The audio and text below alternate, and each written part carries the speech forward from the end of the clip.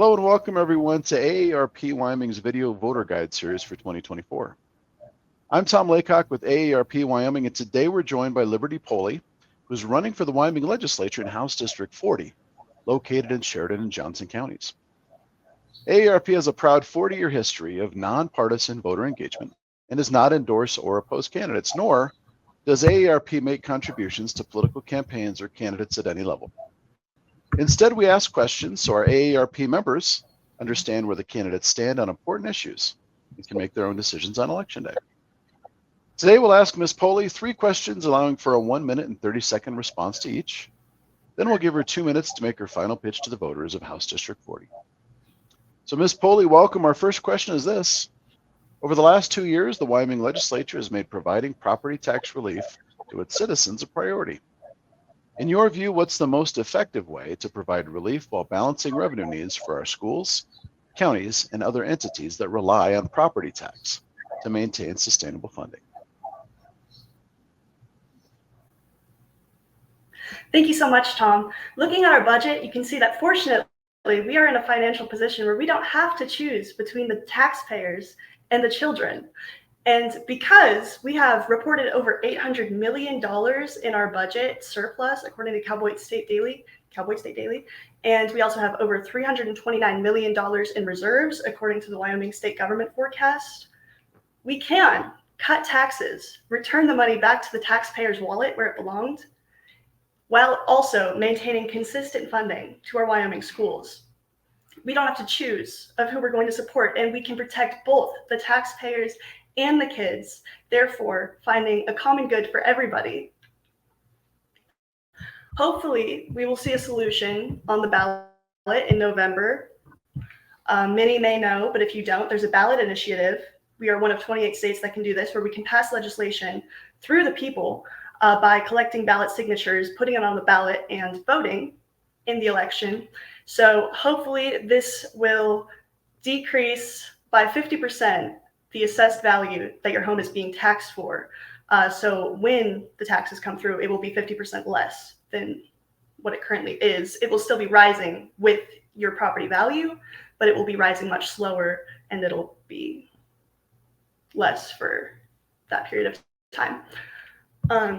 I helped with that. I helped collect signatures on that last December, so I'm really excited about it. Our second question for today.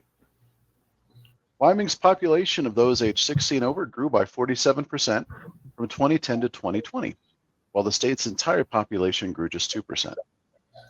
We know 64% of all nursing home beds in Wyoming are paid for right now through the state Medicaid program. What do you see as the greatest barrier to helping our older adults age in their homes and communities, and what solutions would you provide? I think one of the biggest things, to build off the last question, is the rising property taxes.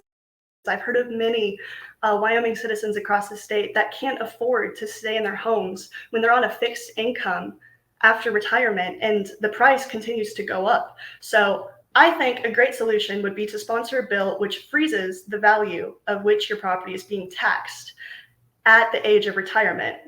This allows for no surprise costs, and those in the community can be assured that they will be able to afford their property taxes. Secondly, I think it would be great if we could increase awareness of programs that already exist, such as Meals on Wheels. I know Johnson County has that. I helped with that when I was a kid. We would always bring meals to families or older people in Wyoming, in Johnson County. And also, as you know, Tom, the Wyoming Healthy Aging Data Report helps ensure the well-being of the elderly population, and Medicaid currently offers some Wyoming locations Renew Active, or it used to be called Silver Sneakers, and this allows for seniors to visit the gym and attend classes for full reimbursement. I know if you go through the Buffalo Senior Center, they'll offer reimbursement to take classes, and because so many of our older population has been reported overweight, actually, this helps stop health issues before they arise. All right, our third and final question. Emergency medical services are not considered an essential service in Wyoming, and in some areas, ambulance services do not have a sustainable funding source. Over the last 10 years, Wyoming has seen 16 EMS providers in the state fold or consolidate with another service. What solutions would you offer for ensuring access to ambulance services?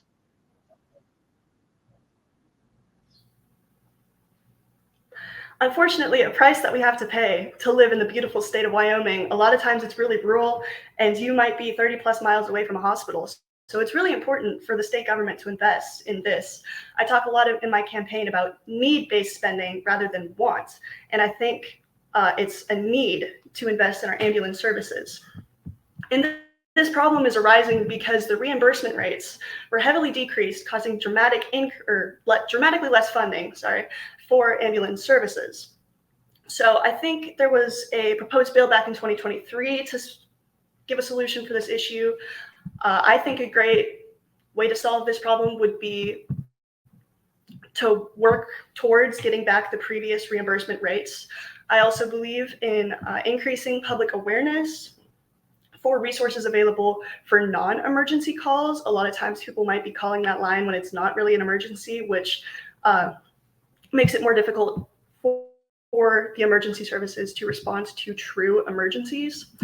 I have a cousin in Wyoming right now. He's about to start his training to be an EMS in the state of Wyoming, which is awesome. So I'm really hoping that I can hear from his firsthand experience in order to better understand this issue and how I can maybe streamline the training process for EMSs while making the quality the same and more budget friendly.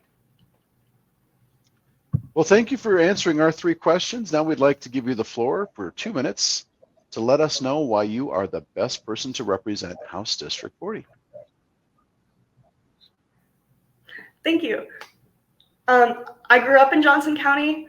I'm from the area. I grew up serving the people. Really, I was homeschooled, and my mom really had a heart to serve the community. So we were always finding new places to volunteer. And I learned through that of how community matters and liberty matters. And I've also grew up involved in politics. My parents were both very politically active, so I was always coming with them to events for as long as I can remember. I've been an elected precinct woman for the last 4 years, ever since I could run at age 18. I will be the youngest elected legislator ever in the state of Wyoming. I'm taking Cynthia Lummis's record from 1978, I believe, as the youngest woman. So that's really exciting. I recently helped with the property tax and ballot initiative. Like I said, I collected signatures for that. I also, if you remember, in Johnson County a few years ago, back in 2021, we had a sales tax special election.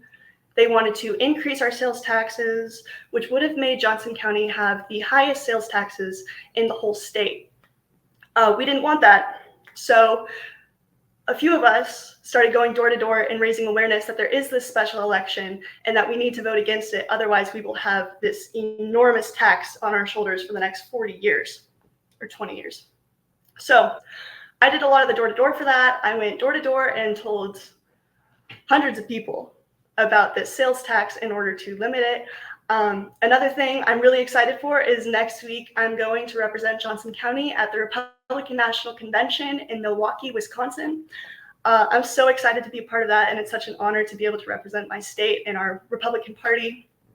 I want to decrease the size of government in Wyoming and increase liberty. I love our community. It's been so good to me, and I just want to return the favor. Well, thank you, Ms. Poley, for your time, and thank you to our viewers for joining us in this video voter guide. We encourage you to keep checking Cowboy State Daily and AARP Wyoming's Facebook page for more voter guides in the days to come.